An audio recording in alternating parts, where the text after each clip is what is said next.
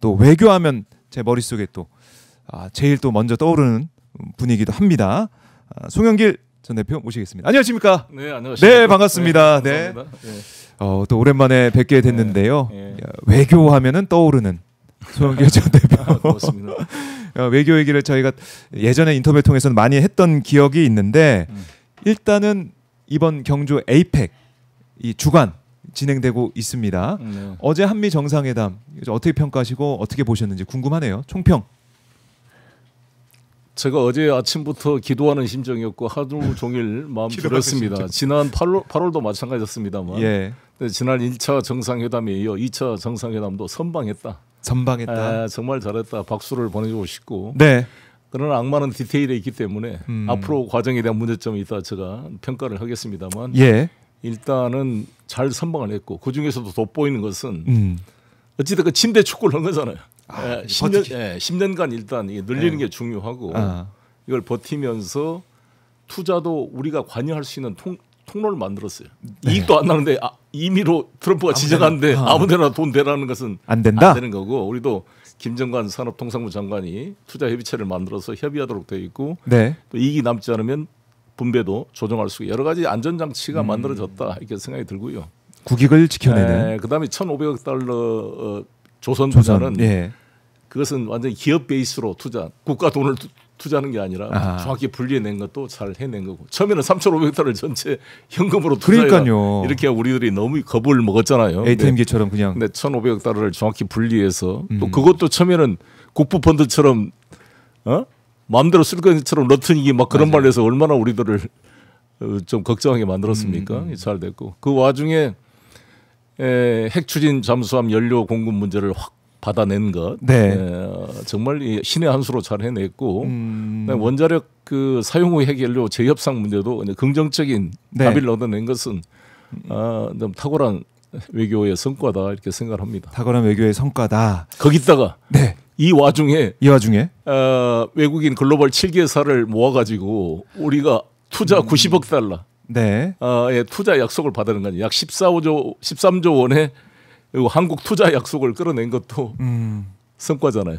우리가 미국에 투자만 하는 게 아니라 이게 우리 이제 진보적인 분들은 이게 뭐 200억 달러씩 다 돈 뺏긴 거 아니냐. 이 강탈에 결국 이재명 굴복했다. 이렇게 비판하는 사람도 있을 수가 있는데 우리 입장에서는 우리가 한미 관계가 깨지게 되고 이렇게 장기화되게 되면 환율이 불안정해지잖아요. 그럼요. 환율이 1,500을 넘어가면 어떻게 버티겠습니까? 우리 입장에서. 근데 딱 합의되고는 순간에 10월 24일 1,439년 환율이 계속 떨어져서 오늘자 1,424원으로 떨어졌습니다. 그러니까 이것은 한국은행 이창용 총재나 김용범 실장이 말한 대로 1년에 200억 달러 실링 200억 달러 전체를 투자한 것도 아니고 한도로 200억 달러 해준 것은 우리나라 경제 규모로 우리 이 통화 위기에 연결되지 않고 통제 가능하다. 잘 된 것이다. 이창용 한국은행 총재도 그렇게 말씀했고 김용범 실장도 말했던 걸 시장이 인정한 거잖아요. 그렇네요. 그렇죠. 환율이 떨어지는 거 보니까 이거 예를 들어 진보 세력이 비판하는 것처럼 200억 달러씩 돈 뺏기는 거 아니냐. 이렇게만 봤다면 환율이 올라가야죠. 그러니까 이것은 시장이 반응한 것이다. 믿어준 거다는 것이고 주가도 오르고 있는 것이고 그리고 이제 이런 불확실성 이 해소되지 않으면 우리가 한미 관계를 버티면 좋겠는데 이 정도 버틴 건 잘한 것이다. 미흡한 점도 있죠. 그러나 정말 윤석열 같은 사람이 있었으면 아메리칸 파이 부르고 그 사인 다 해줬으면 어쩔 뻔했습니까? 아니면 끔찍한 일이 벌어질 뻔했는데 그나마 이재명 대통령 체제니까 이렇게 버텨낸 거예요. 더구나 나는 황당한 것은 이 마치 허경영이 구속돼도 허경영 만세 신이라고 외치는 허경영 신도처럼 윤 어게인을 외치는 이런 보수도 아니죠. 이런 극우 세력들이 트럼프 대통령이 한국에 오시는 것은 자유민주주의를 되살리기 위해서 왔다. 윤석열을 석방시켜서 하려고 항공모함을 끌고 왔다. 이런 황당한 궤변을 했는데 트럼프 대통령이 파란 넥타이를 메고 딱 내리는 순간부터 깨지기 시작한 거잖아요. 우리 사실 파란색은 미국 민주당 색깔이에요. 우리 민주당 색깔이기도 하지만 얼마나 트럼프는 빨간 넥타이만 메고 다니는데 싫어하잖아요. 그런데 우리를 배려해서 이재명 대통령을 배려해서 한국 민주당 색깔 하늘색 차고 나왔던 그만큼 배려고. 우리 이재명 대통령께서도 황금색을 차고 나서 예. 이게 케미가 맞춰진 거잖아요. 아, 넥타이를 보고 또 우리가 알 수 있네요. 이렇게. 그렇죠. 이게 그만큼 한국을 배려하고 네. 오히려 위대한 지도자라고 이재명을 칭찬하는 모습을 보고 아마 멘붕에 빠졌을 거예요. 지난번에도 멘붕에 빠졌는데 또 트럼프가 한국만 끌고 온다고 난리. 이게 마치 휴거 가지고 사기치던 목사가 휴거가 안 되니까 예. 이거 좀 연기했다 하느님이 이렇게 말한 것처럼 계속 합리화를 하는 거죠. 그렇네요. 그리고 트럼프 만세를 하면서 자유민주주의를 지키려는 트럼프 만세를 하면서 왜 김정은에게 사랑에 빠지고 김정은한테 만나자고 구걸하는 트럼프에 대해서는 비판 한번 못하냐고요. 이 황당한 사람들이. 그렇네. 앞뒤가 안 맞는 이 주장 목소리였고 그걸 이번에 다시 한번 확인해 보는 그런 차원이었다라고 정리를 해보고요. 네. 자, 이 한미 정상회담이 이렇게 잘 마무리되고 선방을 했는데 지금 보면은 트럼프 대통령하고 김정은 위원장이 못 만났어요. 네, 그러니까 김정은 위원장이 사실상 안 만나준 셈이 됐는데 그렇죠. 이거는 어떻게 보십니까? 김정은 위원장의 전략, 판단 이건 어떻게 보십니까? 일단은 김정은 위원장이 만날 거라고 저는 예측을 계속 해왔는데 사실 만날 수가 있었는데 저는 안 될 수도 있겠다고 판단한 게 미일 정상회담 합의문을 보고 안 되겠다 싶었습니다. 왜요? 어떤 부분? 미일 정상 합의문을 보면은 네. 완벽한 한반도 북핵 문제 비핵화에 전적으로 합의했다 이렇게 나옵니다. 그럼 트럼프가 얘기했듯이 뭐 일종의 핵 보유국 그렇죠. 그런 말이 립 서비스에 불과하다는 게 드러난 게 아니 미일 정상회담 합의문에 그렇게 나와 있어요. 완전히 그 완벽하게 비핵화에 합의를 했고 더구나 거기다가 납치 문제에 대해 처리에 대해서도 전폭 지지를 표시했다. 그리고 납치자 가족까지도 가족까지 만났잖아요. 이 두 가지 행위를 보고 김정은이 아니구나. 이거는 그냥 쇼한데 들러리로 설 수 없다. 이렇게 판단했을 거라고 봅니다. 그러니까 2019년에 판문점 회동, 그러니까 하노이 노딜 이후에도 이제 깜짝 회동하면서 어쨌든 성의를 보였는데 돌아온 게 뭐냐 이런 생각을 김정은이 했을 것이고.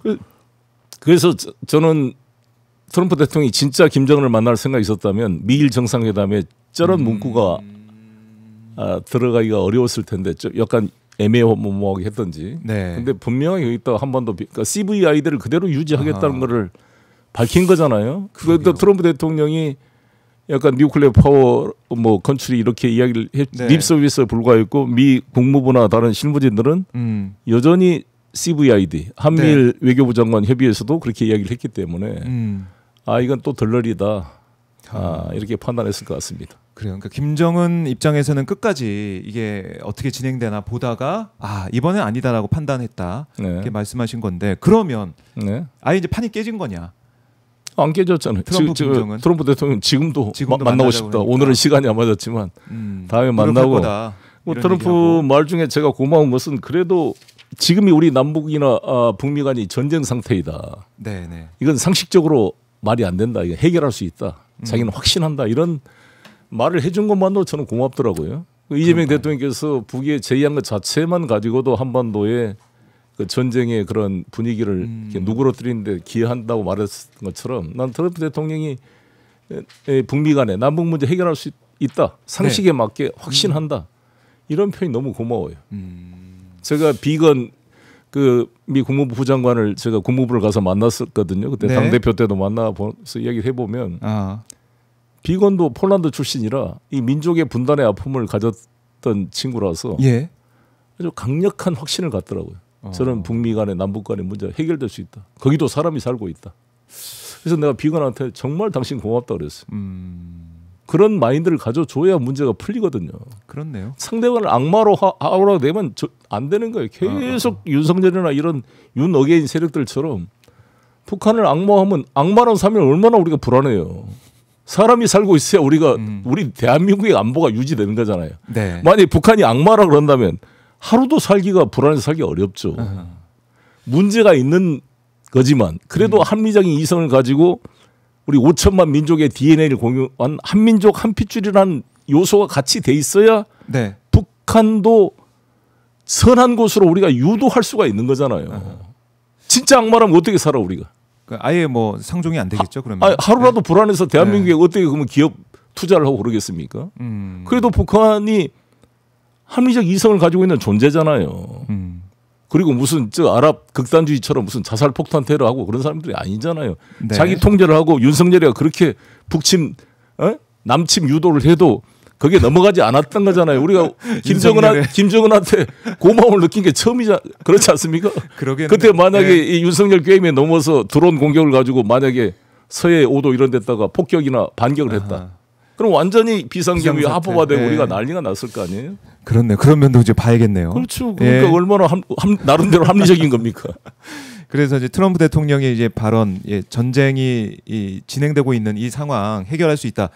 그러니까 어떻게 보면은 바이든 민주당 정권, 네. 미국의 민주당 정권 뭐 이걸 돌이켜 보면 오히려 트럼프가 일기 때도 그렇고 이번에도 그렇고 이 문제를 어떻게든 풀려는 실용적으로 풀려는 그런 모습에서 보이는 것 같아요.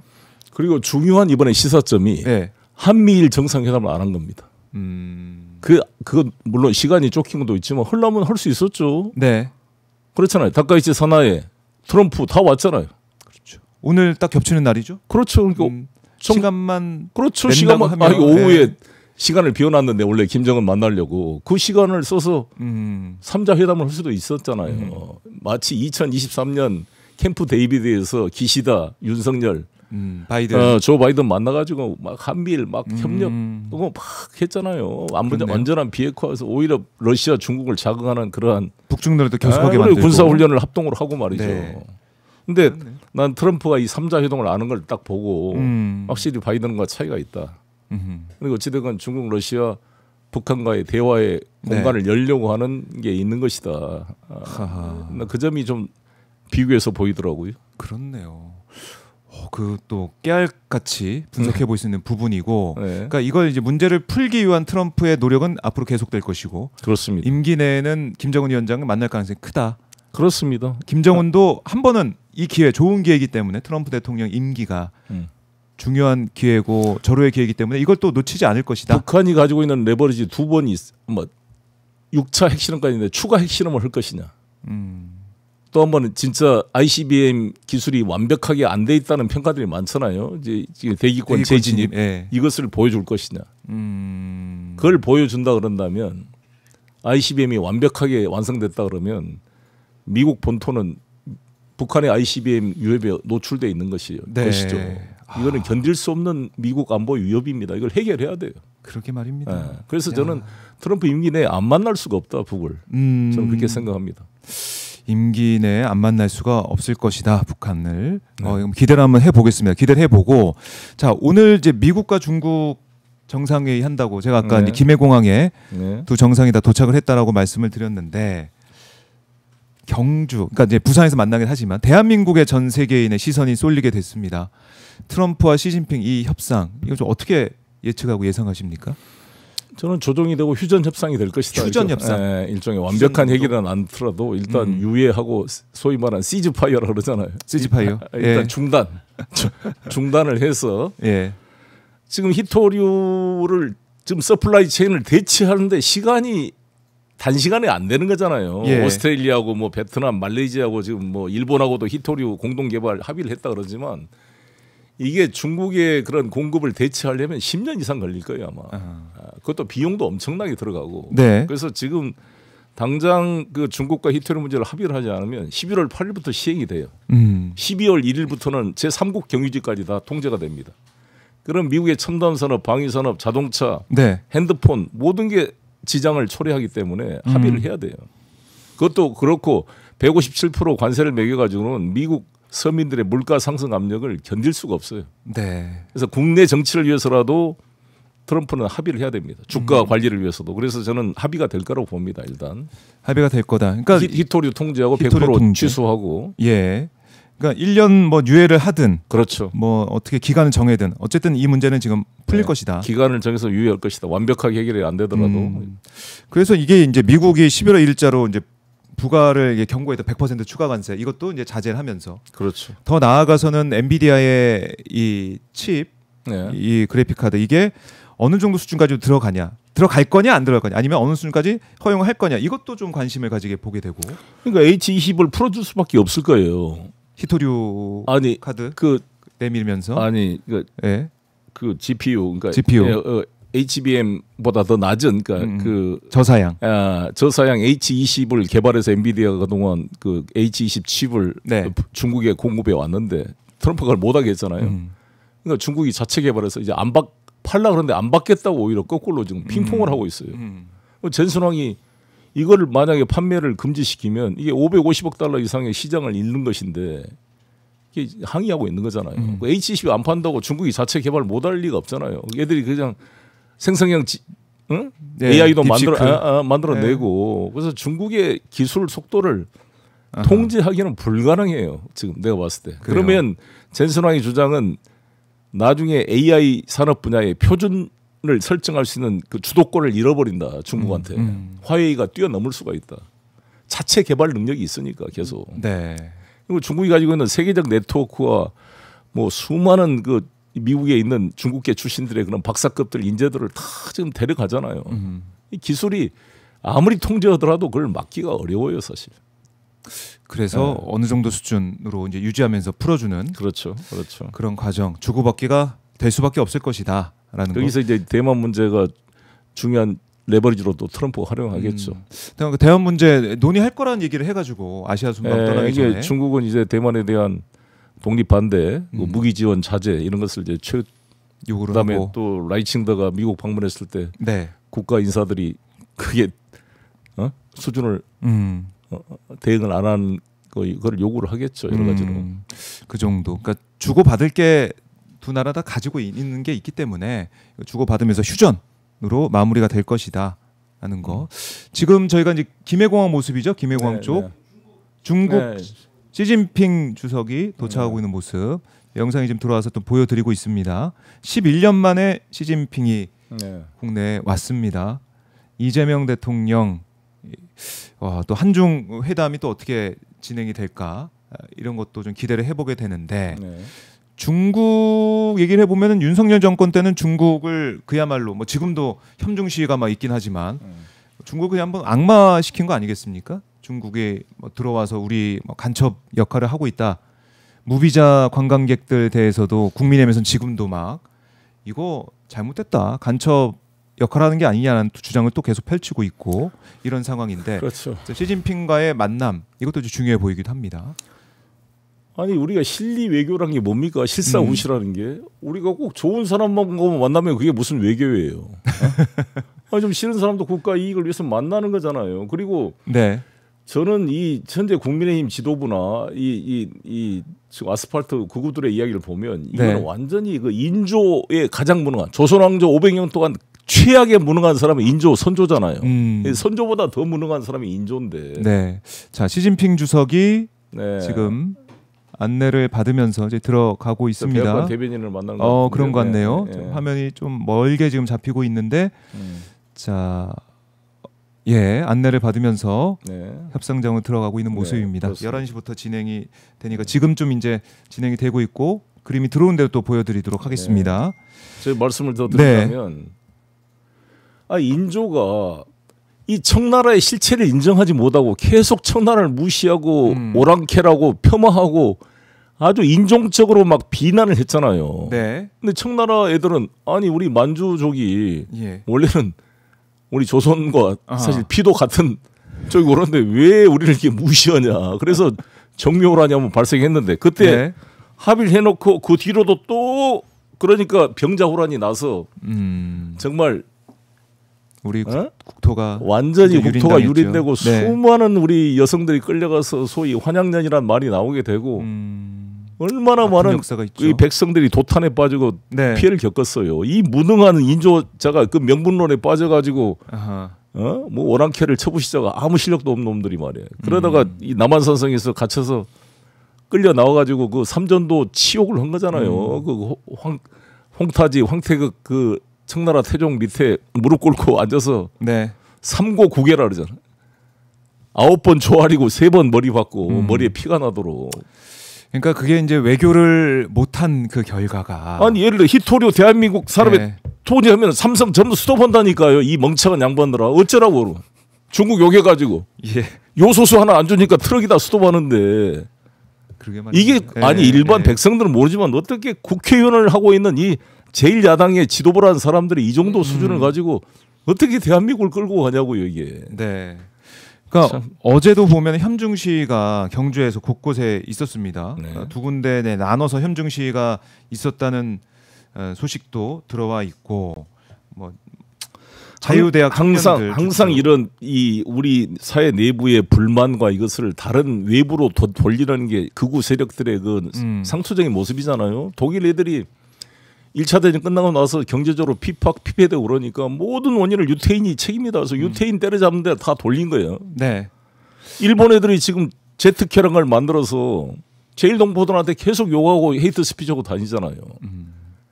이런 꼭 학폭하고 똑같아요. 학교에서 좀 약한 애 가지고 네. 계속 학폭하는 거고 다를 바 뭐 있습니까?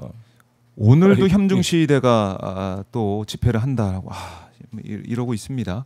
이러고 있는데 그래서 이 명동에서도 뭐 시위가 있어서 이재명 대통령이 그래서 지적을 했었고 저는 이재명 대통령께서 현중시에 대해서 그 시진핑이나 이쪽에서 불만을 표시하면 이거를 역으로 나는 이렇게 제안을 해야 된다고 봅니다. 어떻게요? 우리나라는 자유민주주의 국가이기 때문에 표현의 자유가 보장돼서 불가피한 면이 있다. 이것을 네. 해결하는 것은 서로 간의 노력을 해야 된다. 그리고 특히 중국의 노력을 요청할 수 있는 것은 첫 번째 캄보디아 범죄 행위에 대해서 우리 중국과 한국이 연합해서 같이 수사하고 대응을 해서 철저하게 통제를 하자. 네. 이제 중국 출신들이 많이 캄보디아 가서 범죄에 연루돼 있는 거 아닙니까? 그다음에 한류 개방해주고 이번에 한류 한한령에서 해안해주면 얼마나 그게 또 도움이 되겠어요. 서로 간에 민간 교류를 확대시켜야 네. 민간 간의 우호 감정이 늘어난 거잖아요. 그래서 가장 큰 게 한한령이니까 그거 풀어주면 우리 한국 산업도 발전하는 것이고. 그렇네요. 그렇게 역전할 수 있겠네요. 그렇죠. 이번에 한한령 아마 풀게 될 텐데. 그다음에 캄보디아 이런 문제에 대한 공동 대응. 그다음에 서해 지역에서의 그런 뭐 인공 구조물을 만들어서 네. 우리 영역을 침범하려는 요소들이 우리들한테 이 중국에 대한 불신, 경계심을 키우는 거잖아요. 이러한 해소를 같이 해 나가자 이렇게 제안을 해야죠. 그런데 이번에 이제 트럼프와 협상할 때도 관세 협상에서도 우리 이제 국민들의 이 저력과 힘을 이 백그라운드를 믿고 잘 해낸 거 아니겠습니까? 네. 중국과의 협상에도 뭐 물론 이 사람들의 잘못된 현중시 잘못됐지만 이런 게 있다. 이런 그렇죠. 현중시가 있는데 이걸 풀기 위해서는 중국이 이렇게 하는 게 좋겠다. 그렇죠. 이렇게 또 제안할 수 있고 그렇죠. 이걸 그렇습니다. 외교력을 발휘해서 풀 수 있는 그런 요소가 있습니다. 기대를 해보죠. 네, 이번에 네, 이재명 네. 대통령의 네. 외교력, 협상력을 좀 기대를 해보도록 하겠습니다. 자, 지금 또 속보가 들어온 게 있는데 보니까 중국에서 이 반도체 중국이 자국 기업의 엔비디아 칩 구매 금지령을 내렸다라고 나와 있고요. 젠슨왕이 트럼프에게 얘기를 할 거다라고 얘기하고 있는데 오늘 정상회담에서 이게 또 논의가 되겠군요. 그럼 결국에는 제가 그번 말씀 H20 문제입니다. 그러니까 그 얘기를 풀어낼 수도 있겠네요. 시진핑이 자존심 상해서 H20 안 팔아? 줘 안 사? 자체 개발을 할 거야 이렇게 나온 거죠. 그러니까 이게 젠슨왕이 염려하던 이렇게 중국을 통제하면 중국이 자체 개발해서 세계 시장을 주도를 해버리면 미국의 주도권을 잃어버릴 수가 있는 거죠. 역설적으로 잃어버릴 수가 있는. 그래서 개방하는 사람이 이기는 거잖아요. 성을 쌓는 사람은 지는 거고. 세상 이치가. 근데 지금 트럼프가 성을 쌓고 있고 시진핑은 지금 자유무역을 주장하고 있는 역설적인 현상이 벌어지고 있습니다. 그러네. 시진핑은 이 경주 에이펙 정상회에 참석을 해서 자유무역을 또 강조할 걸로 보이고 그렇습니다. 트럼프 대통령은 떠나버리고. 그렇습니다. 그렇네. 원래 오히려 자유를 더 모든 인간관계나 국가대 관계 자신 있는 놈이 자유무역 주장하는 거고 쫄리는 사람이 이게 막을래 그런 거잖아요. 수성하려고. 어떻게든 이거라도 지켜야지 막 이런 거. 그게 또 보이네요. 그래서 트럼프 대통령은 어떻게든 이 자신의 이제 공무원 재편 이런 통해 가지고 지키려고 하는데 참 어려울 것이다. 앞으로 점점 더 어려울 것이다. 이렇게 볼 수가 있고요. 자, 한일 정상회담도 오늘 이제 이루어지게 됩니다. 대표님. 잘 진행이 되겠죠? 어떻게 예상하십니까? 그렇죠. 뭐 특별하게 다카이치 사나이가 이제 아베 여자 아베라 그래서 그렇지만 저는 이제 야스쿠니 신사 참배라든지 이런 도발은 당분 안 할 거로 봅니다. 자기도 이제 수상이 됐으니까 눈치를 볼 거고 대신 이제 군사력 강화 분야 또 납치 문제 또 이야기하겠죠. 뭐 여러 가지 뭐 할 텐데 이재명 대통령이 잘 정리해 나오고 구동 존의의 자세로 나가야죠. 아까도 말씀드렸는데 중요한 것은 이 핵 원자력 추진은 합의를 안 했잖아요. 그렇죠. 다카이치 사나에와 트럼프 간에 협의가 없었죠. 네. 본인은 그런 의향을 표시한 적이 있다 그러지만 그러나 우리는 이걸 트럼프의 동의를 바로 그 자리에서 받아냈잖아요. 바로 공개 자리에서 언급을 네. 하면서. 그러니까 이미 거기서 이재명 대통령 말씀을 보면 네. 지난 8월에도 한번 이야기했는데 오해가 있었던 것 같다. 그때는 언론에 보도 안 됐지만 그때도 제안했다는 거 아닙니까? 그러니까 얼마나 과연 윤석열 같으면 이런 말을 했겠냐고요. 원전 이야기하면서 그 웨스팅하우스에 대한 지적 소유권 다 인정해주고 IP를 존중하겠다고 합의하고 NPT를 반드시 지키겠다. 사실상 핵무장을 가능성을 완벽하게 포기를 한 각서를 쓰고 와서 이 국민의힘 관계자들은 핵무장하자고 떠들고 있으니까 얼마나 그것도 자기 모순이냐고. 그렇네요. 거의 항복문서처럼 쓰고 왔기 때문에. 그런데 사실 이 핵 추진 원자력은 매우 중요하잖아요. 이것은 사실 1년 내내 바닷속에 자망을 할 수가 있어요. 근데 이제 차원이 달라지는 거죠. 근데 3개월 만에 나와야 되는 이런 승조원들이 밥도 먹어야 되고 공기도 써야 되니까 3개월에 한 번씩 이제 부상한다 그러는데 네. 디젤 엔진은 사실 그 AIP라고 네. 에어 인디펜던스 프로펄전이라는 게 있습니다. 그 장치를 달면은 3주간 자망할 수가 있어요. 3주. 그렇지 않으면 그냥 한 일주도 못 버틸 거예요. 공기 흡입 보려고. 근데 그 AIP를 장착하더라도 3주밖에 안 돼요. 뭐 소음이 나서 소나에 걸려요. 그러니까 이게 이것을 작전 수행 능력이 작전 수행이 아주 거죠. 중요하죠. 그래서 이건 서해 우리 경계를 지키는데도 동해 아주 중요하죠. 그래서 트럼프가 바로 현장에서 오케이 했다는 거잖아요. 그런데 이제 원전 재협상 문제는 네. 그 사용 후 핵연료 재처리 문제는 뭐 동의한 척 했는데 루비오가 거기서 문제 제기를 한 거야. 이거는 좀 더 여러 가지 의회 차원에서도 검토를 하고 그래서 약간 유보를 했지만 그것도 긍정적으로 이야기를 했기 때문에 네. 이게 협상이 돼줘야 우리가 사용 후 핵연료를 재처리를 해야 일본 수준까지는 돼야 되는 게 그렇죠. 당연한 그래야 건데. 우리가 준 핵 보유국이 될 수 있고 당장 쌓이는 원전 폐기물 그 부피를 한 10분의 1로 줄일 수가 있어요. 네. 쌓여 있기 때문에. 쌓여 있기 때문에 그런 것들도 이번에 이 두 가지만 하더라도 예. 이재명 대통령이 우리나라 국익에 큰 기여를 한 겁니다. 윤석열과는 비교할 수 없는. 비교할 수 없는 모습 보였고, 그러니까 이제 한일 정상회담 하다가 저희가 또 안보 얘기를 잠깐 했었는데 또 하나 말씀드리면 그 헤그세스 피터 헤그세스 그 국방부 장관이 전시작전권 회수 오케이 네. 했잖아요. 정확한 워딩이 뭐냐면 I think it's great 매우 대단하고 위대한 거다 라고 생각한다. 그다음에 왜 그러냐 한국은 reliable fighting partner다 신뢰할 만한 우리의 전투 동지다. 그러니까 우리 국민의힘과 이 태극기 보수 여러분들 생각을 해보시라고. 우리 집 앞에 가면은 프랑카드에 뭐 들어있냐 한미동맹끼리는 전시작전권 결사 반대. 정시작전권 회수라는 것은 중국 러시아의 한국 주권을 팔아먹는 행위다. 이런 미친 소리를 하고 있는데 아니 피터 헤그세스 대통령이 이 말을 가장 신뢰할 만한 파트너라고 한국을 인정한 거잖아. 정말 이 개몽령 그런데 좀 꿈에서 깨어났으면 좋겠어요. 국힘 여러분, 윤 어게인 여러분. 예. 그러니까 국민의 입장에서는 이 안보 분야에 있어서 이게 어마어마한 성과를 내고 전작권 문제를 풀어내는 이 모습을 보면 같이 박수치고 잘했다는 얘기를 해야 되는데. 뭐 국힘 논평이 있습니까 이거? 한미 정상회담 논평. 한미 정상회담 논평이 어떻게 나왔어요? 아쉽다 뭐 이런 비판적인 얘기가 좀 들어있던 걸로 제가 기억이 되거든요. 국힘 논평을 아직 못 봐가지고. 제가 그럼 정확한 워딩을 좀 한번 찾아서 말씀을 드리도록 하겠는데 좋은 소리 안 하고 있어요 지금. 일단. 그러니까 나는 그 9월달에 국회에서 아펙 성공을 위한 그 원칙적인 추상적인 결의안은 통과됐어요. 올해 9월에. 근데 10월달 정작 10월달에 와서 미국의 이러한 압력에 대해서 미국의 합리적 이성에 따른 합리성에서 합의가 되기를 강력히 촉구한다라는 그런 결의문이 하나 안 나온 게 나는 너무 우리 국회가 아쉬운 겁니다. 여야 모두가. 그렇네요. 그렇잖아. 근데 대통령께서 정말 말씀을 잘한 게 트럼프 대통령이 와서 자기는 커먼 센스, 상식이라는 것을 좋아한다 이 말을. 그 말을 정확히 쓴 거거든요. 상식과 합리성, 이성에 기초해서. CNN 인터뷰 할 때 일부러 도발을 유도하려고 미국 국내 언론에서 지금 트럼프 행위를 마피아 같은 거다라고 이렇게 도발적인 답변을 요구했는데 지혜롭게 웃으면서 우리는 동맹이다. 합리적이고 상식적인 범위 내에서 체결될 거라고 자기는 확신한다. 참 정확하게 외교적인 답변을 한 거잖아요. 그래서 그 말을 그대로 나는 트럼프 대통령이 자기가 가장 좋아한 말이 상식이다라는 말을 듣고 야 정말 이게 워딩을 잘했다 이 대통령이. 그래서 그래요. 우리 국힘과 이런 사람들 상식으로 돌아오기를 바라겠고 도대체 이게 국가를 위한 국회의원들입니까? 도대체 이 국익이 절대절명의 이 중요한 한미 정상회담에 네.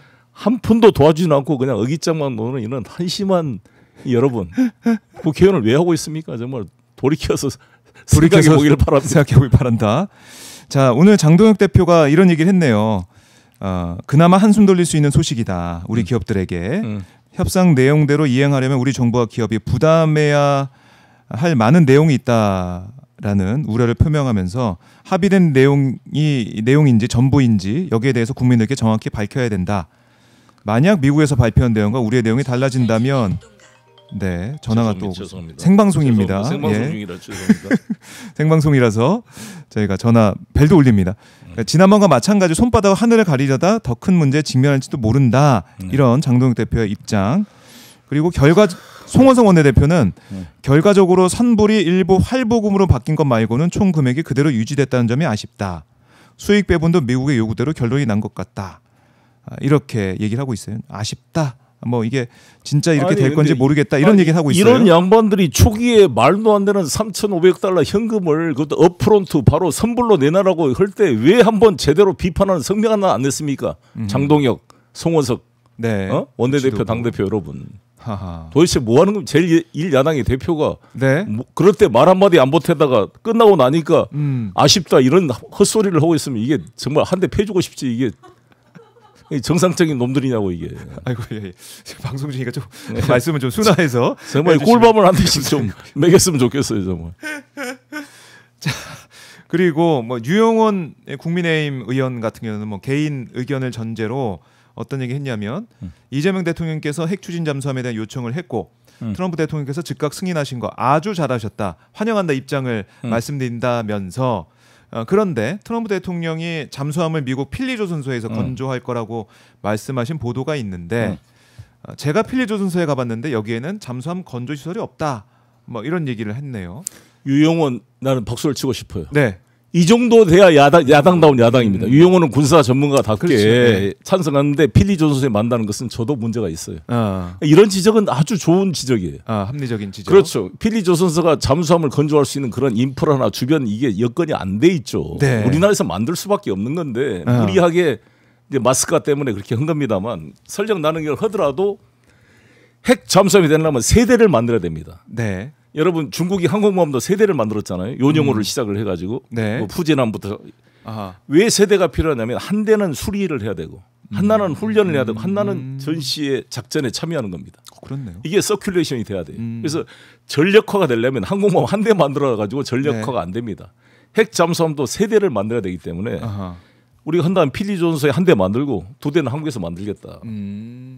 그렇게 그게 그 그렇죠. 합리적이고 그렇게 상식적이네요. 저는 그런 제안을 가지고 이 문제. 그러니까 유영원 이 군사 전문가답게 예. 이것이 중요한 의미를 인정해주고 그러나 필리조선소의 건조는 논란이 있다. 이게 나는 야당다운 야당이다. 나 유영원 의원에게 칭찬을 해주고 싶어요. 그래요. 근데 국민의힘 장동혁 대표님 배우세요. 이렇게 해야 됩니다. 이 정도의 메시지는 나와야 되는 게 아니냐 이 그렇습니다. 말씀이신데 알겠습니다. 자, 이 와중에 지금 트럼프, 시진핑 협상에 들어간 모습 지금 실시간으로 보여드리고 있습니다. 네. 이제 시진핑 트럼프 회담장 영상이 실시간으로 들어오고 있는데 표정이 뭐 이제 통역해서 들어야 되기 때문에 지금 귀는 기울이고 있지만 이제 뭐라고 할지 모르겠습니다만 예 실시간 통역이 되고 있는 거죠. 있는 것 같습니다. 다 허리풍 왕이 다 와 있는 네. 상대방 베세트. 네. 이게 또 역사적인 순간 김해공항 우리 부산에서 진행이 되고 있습니다. 저는 정상회담을 보면서 지금 네. 시진핑은 이걸 보고 있잖아요.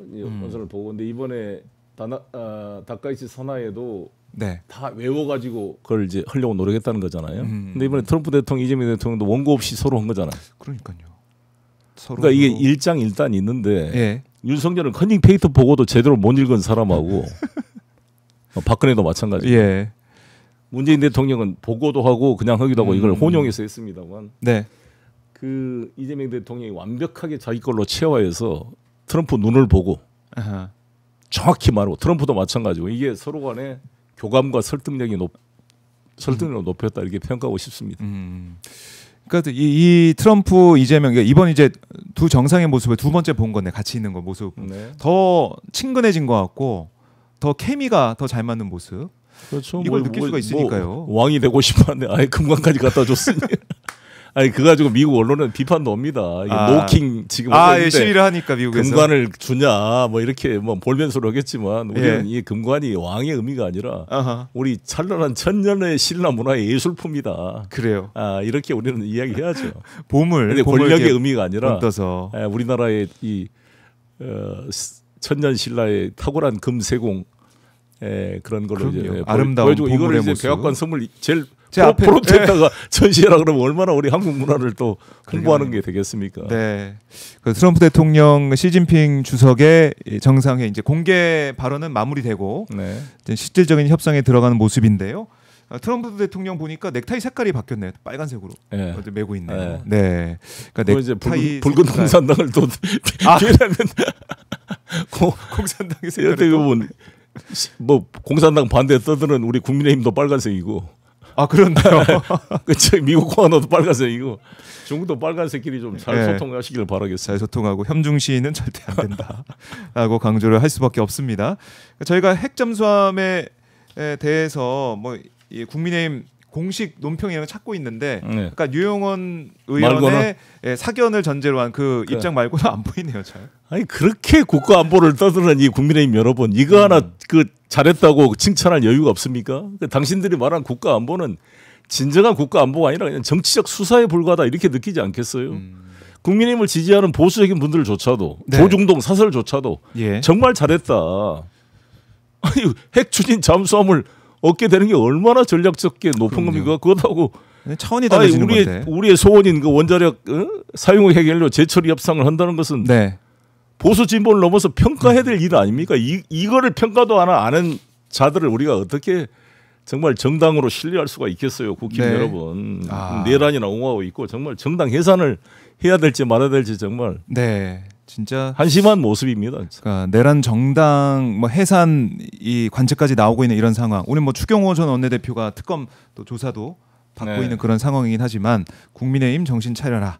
뭐 최고위원이 그야말로 그 협중을 자극하는 그런 얘기를 하다 보니 뭐 김민수가 뭔가 김민수 최고위원 그런 얘기를 언급하기도 쉽지 않은데 정말 한심한 양반이에요. 그런 얘기를 보고 있으니 이게 우리 대한민국의 야당 모습, 민주정당이 맞느냐 이런 비판이 나오고 있는 것이고요.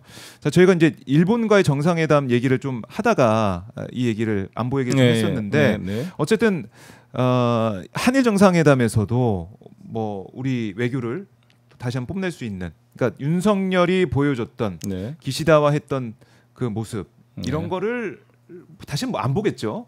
굴욕적인 협상 그런 결과 이게 나오진 않겠죠. 그렇습니다. 저는 뭐 이재명 대통령이 아주 유연한 그 외교력으로 이 다카이치 사다이를 잘 유도하지 않을까 이렇게 생각합니다. 일단 그 셔틀 외교를 하겠다는 것은 구동존의로 부딪힐 것은 좀 서로 간에 자극하지 말고 밀어놓고 합의할 수 있는 것부터 우리가 서로 양국에 도움이 되는 것부터 하자. 이렇게 일단 가야죠. 그래요. 물론 이제 과거사 문제 해결 이걸 좀 바라는 분들도 많이 계시긴 합니다. 하지만 그 문제를 이제 풀기 위해서라도 합의할 수 있는 거 합의해 가면서 실용적으로 관계를 만들고 시민단체 차원에서도 계속 문제 제기하고 싸워 나가야죠. 그러니까 저는 이 우리 징용자 위안부 문제는 일본 최고법원도 개인 청구권은 살아있다 그랬습니다. 그걸 일본 최고법원이 인정했다니까요. 대신 우리나라 법원과의 차이는 강제 집행권은 인정하지 않았어요. 우리나라 대법원은 청구권 인정, 그다음에 강제 집행까지 해서 지금 일본 신일본 제철이나 이런 재산을 한국 자산을 압류할 수 있도록 해줬잖아요.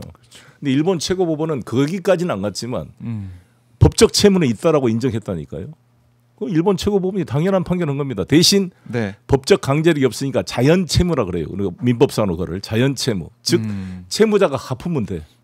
근데 채무자가 갚으면 자연 채무인 게 어떤 의미가 있냐면 법적 채무가 아니면 갚으면 이게 배임죄나 논란이 돼요. 법인 자체 이사회나 주주총회에서 문제가 될 수가 있는데 일본 최고법원이 자연 채무라고 했기 때문에 신일본 제철이나 이런 데서 스미모도 이런 데 갚으면 돼. 갚으면 법적으로 배임죄도 안 되고 기업의 오히려 이미지가 글로벌 기업으로 올라가는 거고 기업 홍보 효과는 도움이 돼요. 네. 일본 기업이 그돈 몇 푼 된다고. 아. 오히려 시민단체로도 평가받고 그래 기업 이익 차원에서 나는 갚는 게 갚을 여력도 있는 기업들이 하려고 그럴 텐데 이 아베 정권이 네. 정권 차원에서 이걸 못하게 막음으로써 이걸 왜곡시키고 있는 거죠. 이거는 장기적 과제로 설득에 가야 된다 이렇게 봅니다. 그래요. 이것도 이재명 정부, 네. 이재명 대통령이 잘 풀어낼 것이다. 네. 합리적으로 잘 상식적으로 잘 풀어낼 것이라는 생각이 들고, 자 국민의힘 핵 잠수함, 이 핵 추진 잠수함 관련 내용이 없고 정리되는 대로 말씀드리겠다라는 게 국민의힘 최고위 이제 대변인 백볼 중에 이런 내용이 나왔네요. 아 이건 맨 말을 못하네. 욕만 하다 보니까 준비된 게 없는 거예요. 그러니까 국가 이익을 하나도 고민하지 않고 살고 있다는 거잖아요. 그렇네요. 오로지 이재명 죽이고 흠집내는 것만 가지고 이걸로 확인되네요. 이번에 확 드러나네요, 진짜. 정말 예. 정말 이게 월급이 아까워요. 이거 전부 저 월급 금지 가처분 소송을 해야 되는 게 아니에요. 그 정도로. 아참이 뭘 국가를 위해 한 일이 있어야 세비를 받아먹을 자격이 있지. 뭐 막 그 다른 의원들 무슨 축인 가지고 난리 떨릴 게 아니라 당신이 받는 이 세비 가지고 좀 걱정하십시오. 이게 정말 업무상 횡령 아니냐고 이거. 일도 안 하면서 일도 안 하고 있고 돈 가져가는 게.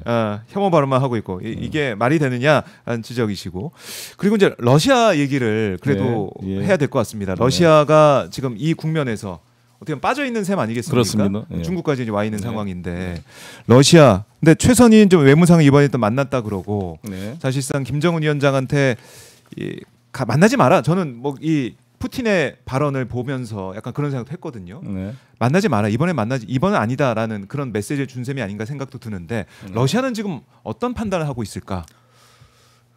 러시아가 이번에 헝가리 부다페스트에서 만나기로 한 미러 정상회담이 지금 이제 연기됐잖아요. 그게 지금 우크라이나와의 전쟁이 만만치가 않은 거죠. 지금 우크라이나 이제 우리 시청자들 볼 때는 왜 당장 휴전하자는 트럼프와 젤렌스키 말을 푸틴이 왜 안 받아들일까에 대해서 푸틴이 너무 욕심부린 게 아니야 이렇게 생각할 수가 있습니다. 그러나 이제 푸틴한테는 또 어떤 아픔이 있냐면 김정은과 똑같이 1914년 15년에 민스크 협정 1, 2를 했습니다. 그때 메르켈하고 올랑드 프랑스 총리까지 합의해서 했는데 민스크 협정의 핵심 요체는 그때 돈바스 지역, 도네츠크와 루안스크를 합해서 돈바스 지역이 약 우크라이나 동북쪽 한 거기 한 인구가 한 600만 되는 거예요. 거기가 우리 남한 지역의 한 반틈 돼요. 5만 3천 제곱킬로미터인가 그 정도 됩니다. 그 지역의 특별 자치구역을 선정해 주라. 여기서 러시아도 쓸 수 있게. 러시아인들이 그 50%가 넘으니까. 많이 살고 있으니. 그게 러시아가 가장 요구한 핵심이었어요. 그걸 안 지킨 거지. 물론 러시아도 뭐 병력을 철수를 제대로 안 하고 여러 가지 있었지만.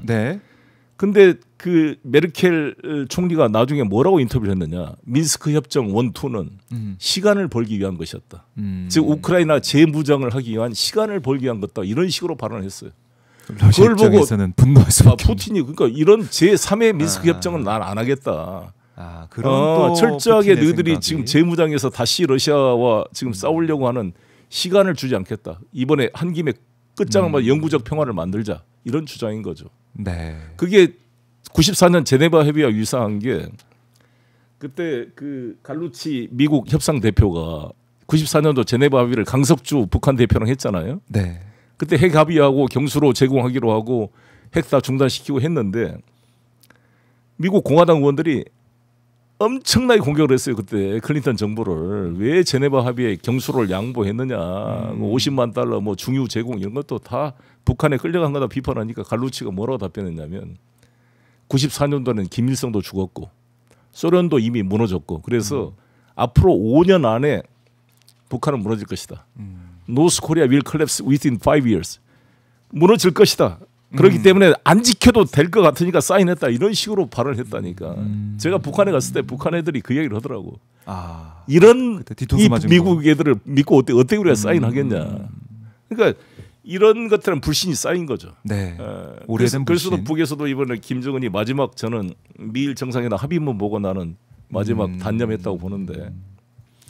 그러니까 지금 푸틴도 그런 상황이에요. 그런데 이제 이번에 제가 지노비에프 러시아 대사를 만나서 이번 에이펙 총회 꼭 오냐 그랬더니 보내겠다 그러는데 부총리를 보냈어요. 알렉세이 오베르츠크 부총리 보냈는데 우리 한러 관계가 왜 중요하냐면 세계 최대 영토를 가지고 있는 러시아이고 우리하고 인접한 나라지만 당장 우리가 러시아가 명태 쿼터를 안 주면은 우리가 지금 이 명태도 못 먹어요. 동태찌개도 못 먹는다고 다. 그래요. 진짜로 민생과 연결. 민생 명태 쿼터를 받아서 우리가 지금 오츠크에서 명태를 잡고 있거든요. 예. 코다리도 못 먹어요 다. 그러니까 아주 중요하고 그다음에 우리가 파는 게 많아요. 러시아에다 갔다가 초코파이는 쓸고 있습니다. 러시아를. 우리 라면 사각라면 네, 러시아 시베리아 철도에 가장 인기 좋은 게 도시락 사각라면이라는 거 아니에요.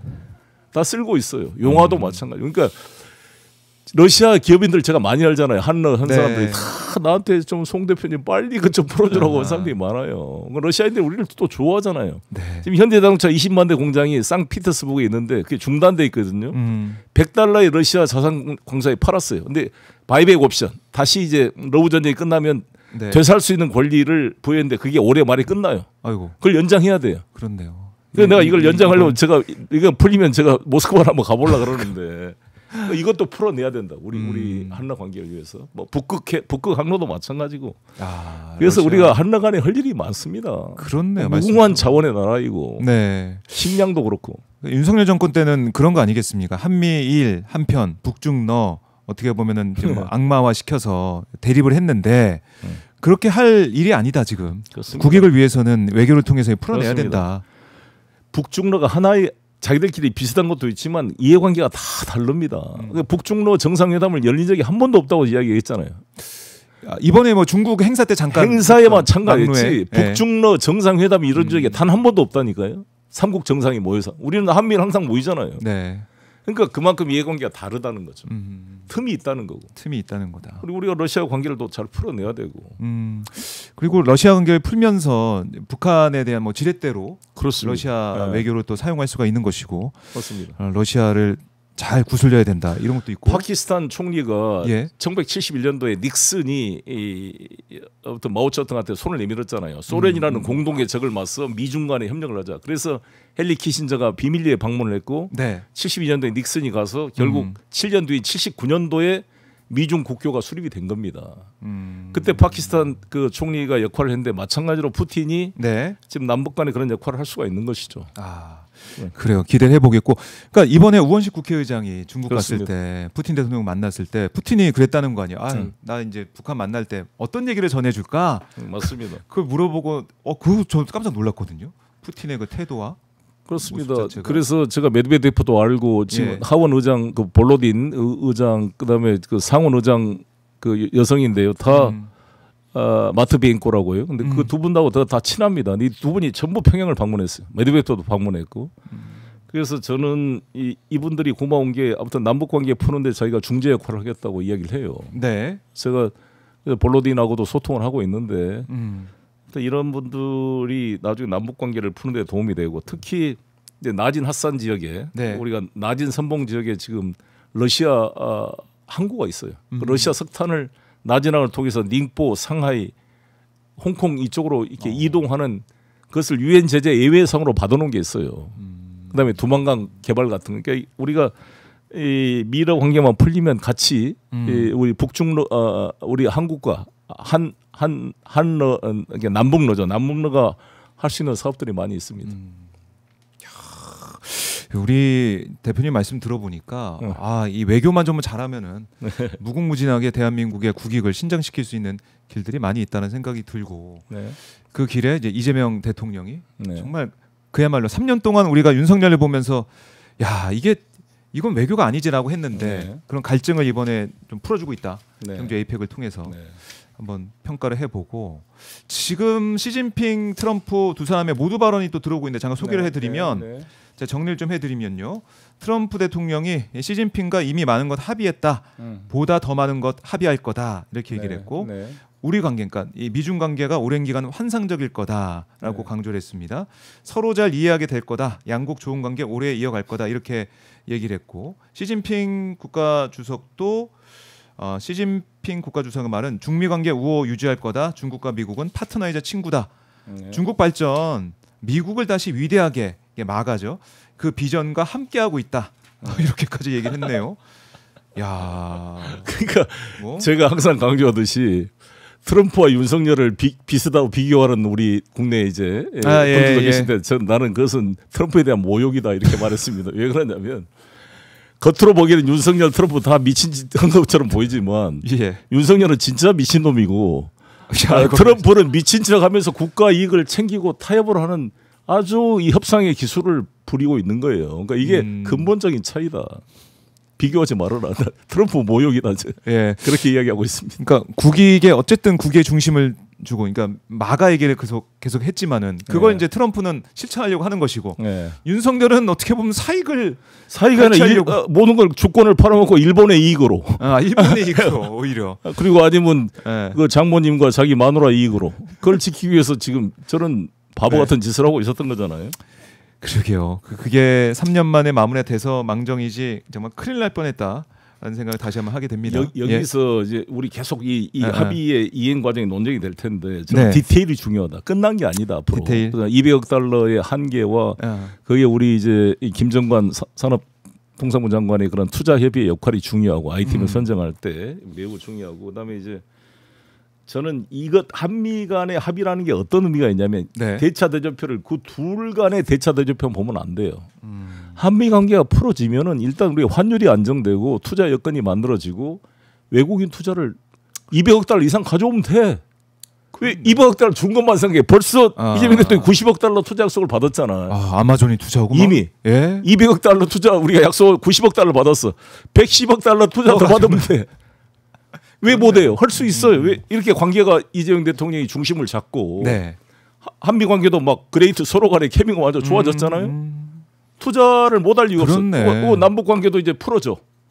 그러면 투자 유치 더 오는 거예요. 그래서 나는 젠슨 황의 역할이 중요하다고 보는데, 젠슨 황이 나하고 동갑인데 이 친구가 대만 출신이야. 타이난 출신인데. 혹시 개인적인 친분이 있으시죠? 아니 나중에 이제 만나보려 그러는데요.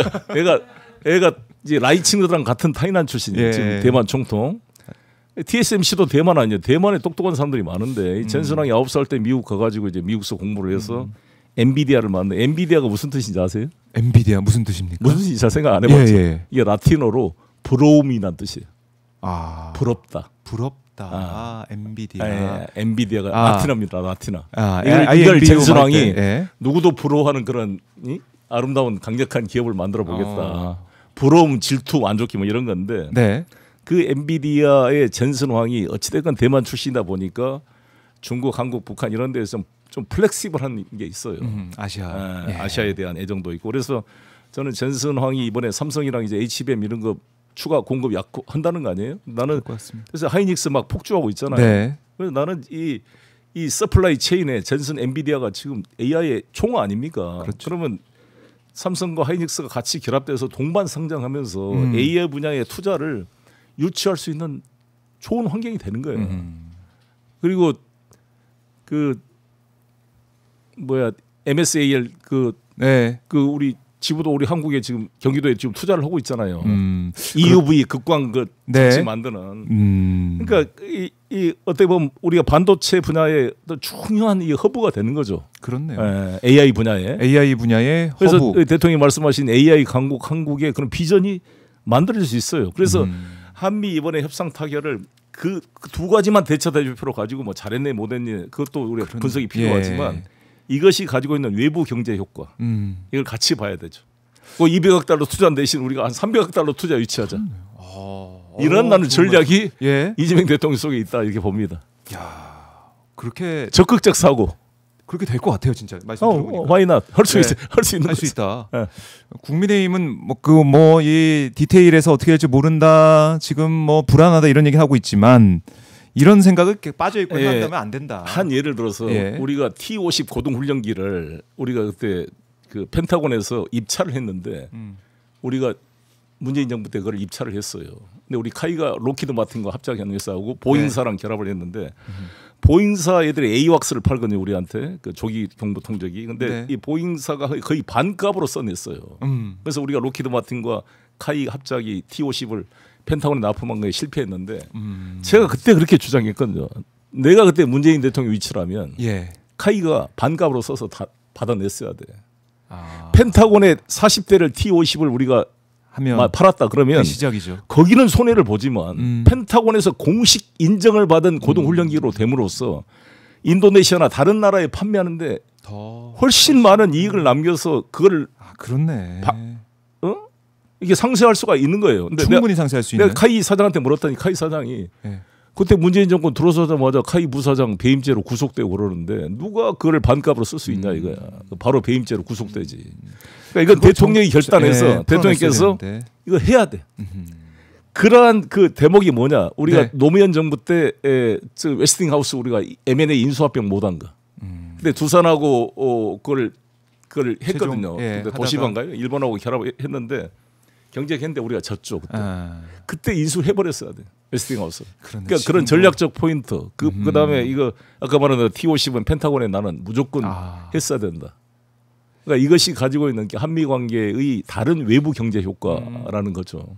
야, 이 중요한 부분 지적해 주셨어요. 그만큼 지도자의 결단과 그렇습니다. 앞으로의 미래를 어떻게 청사진 그리느냐 그게 중요하다라는 건데 이재명 대통령 확실하게 확고하게 AI 시대를 준비하고 있고 여기에 투자를 하지만은 또 투자 유치에도 적극적이고 더 나아가서 이제 코스피 4천 시대가 열렸고 5천 시대도 가고 있고 그렇습니다. 뭐 이제 외국계 투자자 이런 회사 같은 경우 6천까지 얘기를 하고 있는 상황이니 이걸 또 만들어내고 이 청사진이 그려가고 있다. 그러니까 대한민국 국민으로서 참 뿌듯한 정말 너무나 정말 다행이고 박수를 쳐줘야 되는데 왜 쓸데없는 에너지를 쏘는지 모르겠어요. 뭐 김현지 가지고 싸우고 있고 김현지도 오전에 나오겠다 그랬다며. 그러니까 그럼 나오겠다 그래서 오전에 그때 질의하면 되지. 김현지 뭐 얘기할 때가 아닌데 지금 이 시점 그걸로 싸울 때가 아니다. 여야 국회의원이 국익을 위해서 한 목소리 내면서 열심히 일할 때다. 세비 아깝지 않게 일할 때다. 그런 말씀을 다시 한번 하게 됩니다. 자, 이 송영길 의원님 짱입니다. 이런 댓글도 많이 올라오고 있고 송영길만한 정치인 드뭅니다. 오늘 송영길 대표님 응원하신 댓글이 또 많이 보입니다.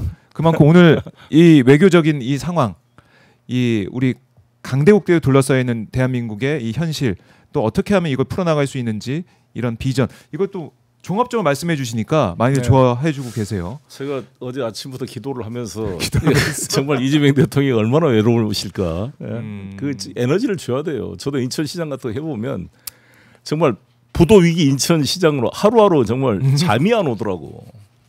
정말 이럴 때 이 지도자한테 힘을 줘야 우리 국익을 지키는 거잖아요. 나는 그런 자세가 좀 필요하다고 보고 이번에 김용범 실장, 김정관 산업통상부 장관은 뭐 터프맨이라고 말하고 뭐 트럼프가 칭찬할 정도 김정관 고생 뭐 구윤철 그다음에 또 그다음에 우리 통상교섭본부장 그 뭐 여인군가요? 아니 이름을 한번 생각해 보겠습니다. 당장 생각이 안 나는데 그렇게 3인방 여왕구 여왕 죄송합니다. 그 네 분 몇 분하고 좀 통화를 해서 쭉 또 비하인드 스토리를 들어봤는데 뭐라고 하시던가요? 정말 너무 고생해서 박수를 쳐주고 싶어요. 처음에는 3,500달러 현금으로 다 업프론트 해라 그랬잖아요. 그러니까 눈앞이 캄캄해지는 그렇죠. 그런 요구죠. 그럼 또 시작해서 1,500달러 정확히 띄어내서 마스크에만 한정해서 그런 기업 베이스로 투자하기로 일단 분리해냈고 우리가 처음에는 3,500달러 현금으로 가져와 우리가 외환보유 4,200억인데 83%를 뺏어가겠다는 강도야 이랬잖아요. 근데 일단 1,500달러를 뺐으니까 2,000억을 줄어들었고 이거를 이제 일본은 현금이 아닙니다.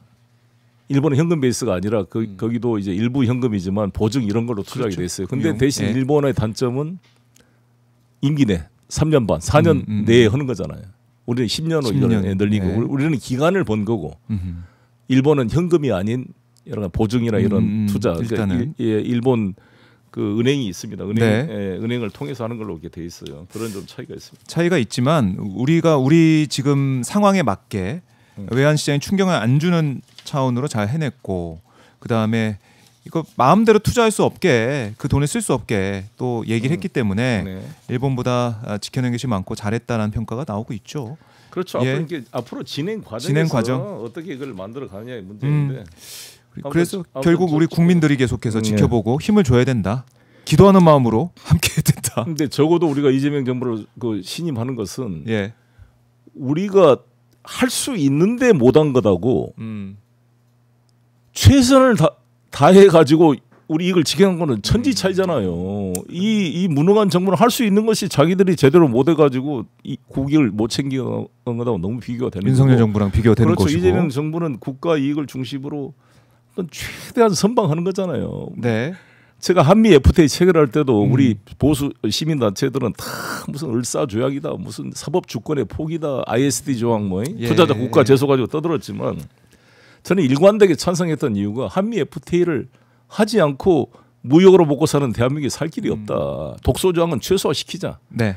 투자자 국가 제소는 미국만 우리에 투자하는 게 아니라 우리도 미국에 더 많이 투자한다.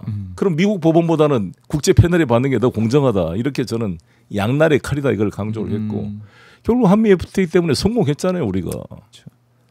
그런 적극적 자세가 필요한 거죠. 그러니까 이것도 이번에도 어떻게 우리가 운용해 가느냐. 예, 그런 200억 투자하지만은 우리가 더 벌으면 된다. 이런 더 투자 유치하고 더 투자 유치해서 하면 되지 않냐. 300억 맞습니다. 달러 투자 유치로 갑시다. 예. 알겠어. 그렇게 합의하는 걸로 하고 잘 대한민국 국익을 지켜내고 발전을 위해 한마음 한뜻으로 기도하는 마음으로 계속 함께 하실 거라 생각을 합니다. 네. 자, 저희가 이제 마무리할 시간이 다 됐는데요. 오늘 말씀 정말 이 밀도 있게 잘 들었고요, 대표님. 네. 끝으로 못다한 말씀 있으면 듣고 마무리하겠습니다.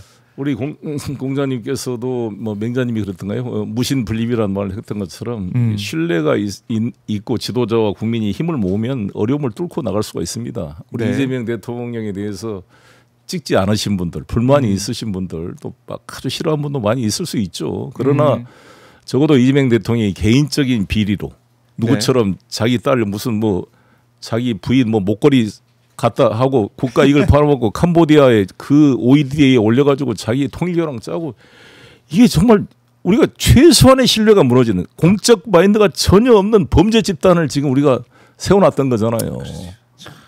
이재명 대통령은 여러 가지 뭐 구설수 논란이 있지만 아니 성남시를 그렇게 잘 끌어왔고 경기도지사로 이게 검증이 된 거잖아요. 행정 문제가. 네. 검증된. 아니 그러면 이 정도 분이 이 대한민국을 끌고 가는 거에 대해서 잘한 거는 잘했다고 좀 박수 쳐주고 아까 비판한 건 아까 그 군사 전문가 유영원처럼 그런 지적을 해주면 국익에 도움이 되는 거죠. 국익에 도움되는 지적. 네. 예, 그렇죠. 그런 게 필요한데 그게 안 되고 있다. 그게 안타까운 부분이고 오늘 송영길 대표님의 말씀을 꼭 이제 국민의힘에서 듣고 깨닫길 바란다. 이런 개인적인 생각도 듭니다. 감사합니다. 대표님 말씀 잘 들었고 다음에 또 모셔서 더 감사합니다. 말씀을 들어보겠습니다. 감사합니다. 고맙습니다. 네.